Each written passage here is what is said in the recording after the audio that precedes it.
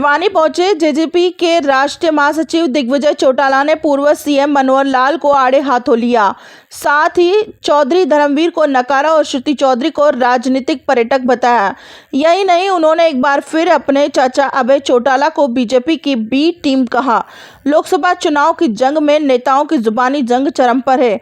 अब ये जंग बीजेपी व जेजेपी में भी शुरू हो चुकी है। ताजा बानगी भिवानी में देखने को मिली, जहां जेजेपी के राष्ट्रीय महासचिव दिग्विजय चौटाला ने एक एक कर हर पार्टी के हर नेता पर निशाना साधा। खास बात यह है कि इस दौरान दिग्विजय चौटाला के निशाने पर सबसे ज्यादा पूर्व सीएम मनोहर लाल खट्टर रहे।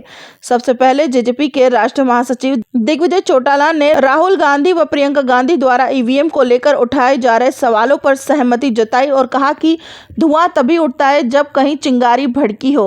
उन्होंने कहा कि ईवीएम का मामला सुप्रीम कोर्ट तक पहुंचा, लेकिन चुनाव आयोग संतोषजनक जवाब नहीं दे पाया। उन्होंने कहा कि लोकतंत्र में पारदर्शिता जरूरी है ताकि लोगों का विश्वास कायम रहे। वहीं बीजेपी नेताओं का विरोध करने वालों के पूर्व सीएम मनोहर लाल द्वारा सिर्फ एक कहने पर दिग्विजय चौटाला ऐसे भड़के कि फिर मनोहर लाल के पीछे ही पड़ गए।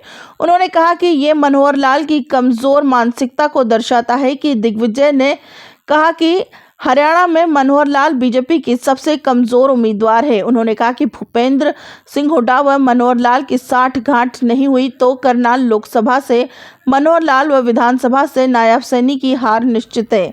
दिग्विजय ने भिवानी महेंद्रगढ़ लोकसभा में अपने प्रत्याशी राव बहादुर को सबसे मजबूत बताया और चौधरी धर्मवीर को नकारा और श्रुति चौधरी को राजनीतिक पर्यटक बताकर चुटकी ली। यही नहीं, दिग्विजय चौटाला ने मनोहर लाल द्वारा दुष्यंत चौटाला के गठबंधन टूटने के बाद दिए गाय व खूंटे के बयान पर गाय कौन व खूंटा कौन पूछने पर एक बार फिर मनोहर लाल को निशाने पर लिया। दिग्विजय चौटाला ने कहा कि मनोहर लाल शहरी व्यक्ति है, नागपुर रहे हैं और कारपोरेट की राजनीति की है। उन्हें हरियाणवी भाषा व परिभाषा का कोई ज्ञान नहीं है। दिग्विजय ने कहा कि ये वही मनोहर लाल है जिन्होंने 10 साल सीएम रहते सीएम आवास के दरवाजे बंद कर सीएम विंडो बना ली थी।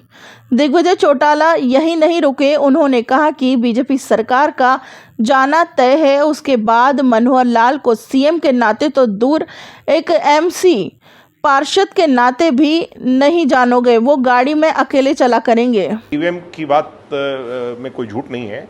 ईवीएम पर सवाल सुप्रीम कोर्ट तक उठे हैं और आग वहीं लगती है जहां कहीं धुआं वहीं उठता है जहां कहीं कोई चिंगारी हो, और इस पर और क्लियरिटी की आवश्यकता है। जब बारकोड मैच करने की बात और वीवीपैट की बात आती है तो इलेक्शन कमीशन का जवाब जो है वो पूरा संतुष्ट करने लायक नहीं होता लोगों को।